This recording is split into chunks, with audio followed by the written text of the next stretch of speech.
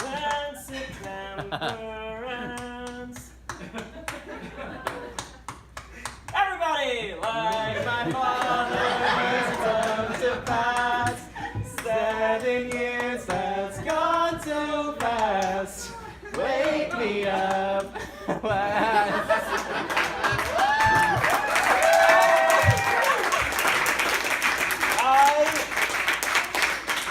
That is one of my favorite bits to do because, like, I never know when the audience is going to come on that journey with me, and it makes me so happy when you do. Thank you.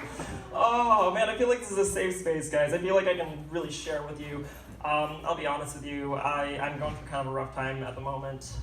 One of the negative places I got to, I reached a state of financial instability where I had to start stealing toilet paper from work. It's a fun place to be. Anyone done that?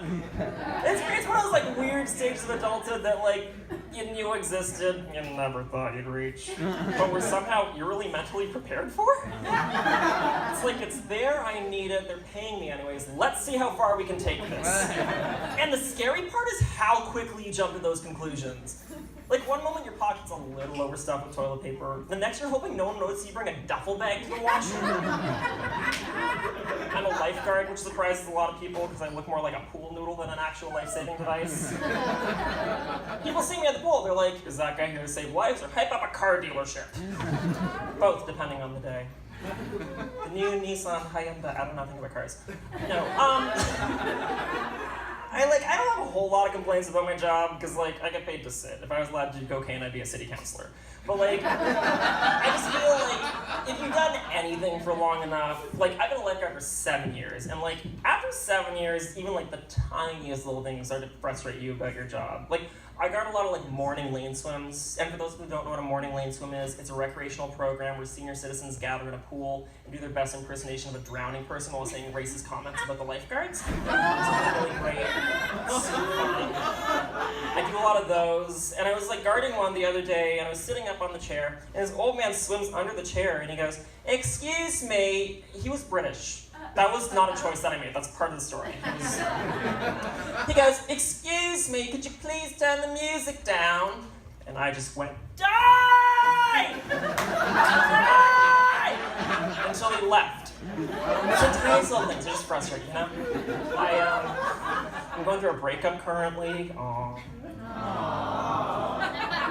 Yeah, I just have to let him know and then we'll be in business. I don't know what to do. He's not like a bad person. He's a good guy, genuinely. He's just like, we have different interests, we're into different things. You know, that happens sometimes in relationships. Like, he's really into, like, talking and, like, spending time together and engaging emotionally. I'm really into sleeping in my own bed, not being touched. I'm a catch. He also always wanted to have sex, which is fine. Like, sex is, sure. I'm not always feeling it. I mean, I feel like I'm a white mom in a 90s sitcom, you know? Like, I don't get horny, I get, like, horny light. Like, diet horny, does that make sense? Like, sometimes I don't want to achieve orgasm, I just want to get dry humped a little bit. That's it. That's all. You know what? I don't really miss being with him. The one thing I do genuinely miss about being in a relationship is that whenever you're dating someone, it's automatically socially acceptable to be antisocial. It's the best thing in the world. I'm like an introvert, guys. Like, this is like outside my comfort zone. Whenever I'm like with my friends or like at work and people are like, "Brennan, you should really open up more." I just like pull up my phone and I'm like, "I'm so sorry. I just really have to text my boyfriend. Really have to text my boyfriend. I'm playing Tetris." And like, it's really important. It's our anniversary. We've known each other 2 months.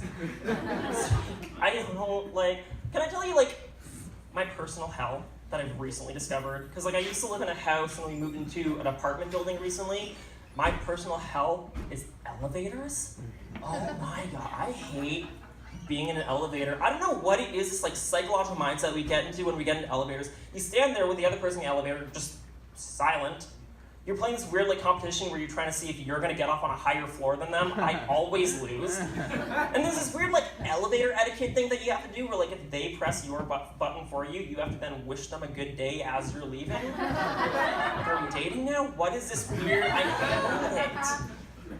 I'll tell you, the one thing talking has made me have to stop taking Ubers, because I can't deal with Ubers. Like, I usually when I get into a taxi, they'll say always, so where are you from? And I hate that. So the other day I was like in an Uber and I was being as silent as I possibly could because I was hoping that maybe, just maybe, he won't notice I'm in his car and won't talk to me. But then the other side of that is then without talking, I started paying really close attention to his driving, right? So I'm sitting there and I'm like, all right, so we just ran a red light, we just cut off a streetcar, we're on the curb now. Was that stroller turned over when we got here? And I couldn't figure out why he was driving so recklessly. Like, I didn't get into his cab with a camera crew and be like, go, go, go, we're in a race! I didn't do that. I was just like, I couldn't figure it out. So I started concocting this like elaborate backstory as to why he'd be driving so recklessly. What I came up with is, his name is Stuart, he's from Sarnia, comes from a good family, 2 brothers, 1 sister, had a dog named Shelby, died when he was 16. He still thinks about her every year.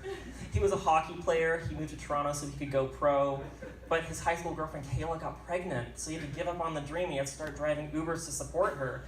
But Uber's like a long hours and he's never at home at night, and Kayla, she got really into cocaine to deal with him not being there. But Kayla got like really into cocaine and got in debt with the Toronto mob. Does Toronto have a mob? She got really in debt with the Toronto mob and they took her hostage, so Stuart and his best friend from high school, Randy, had to break her out, but Randy died in the crossfire, so Stuart killed the mobster's ex-wife to get back at him, and they stole back Kayla, but then he's still on the run from the mob, but he still has to support Kayla because she's pregnant, and he's got to go about 60 kilometers an hour, otherwise the bomb in his engine's going to go off, and that's when I realized that I was Sandra Bullock. And he was Keanu Reeves. And we were both in Speed 3 Electric Uberloo. But by the time I realized that, we were like at my destination, and I'd been silent this entire time. So as I was leaving, the only thing I said to Stuart was, I'm so sorry about Randy. I hope the drugs don't hurt the baby. And he said, thanks, and left.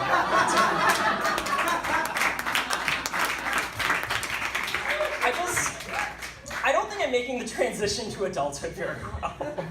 Like, I'm 23, I don't know how to talk to strangers and make new friends. I don't know how to go to the bathroom in public places.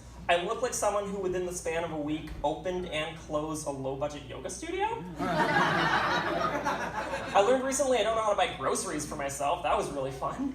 I got paid last Thursday and I was like, okay, this time I'm going to do it right. I'm gonna make a meal plan, I'm gonna have a grocery list, I'm gonna have a budget. I had this list of things in my head. I was gonna buy chicken, lettuce, quinoa, broccoli, all the accoutrements of a healthy lifestyle. I walked into Freshco with this list and I walked out with a sheet cake. Not doing well. I haven't been to the dentist in a year. I don't know how to do taxes. I don't know how to finish on a strong joke. Thank you so much. I've been Brennan D'Souza.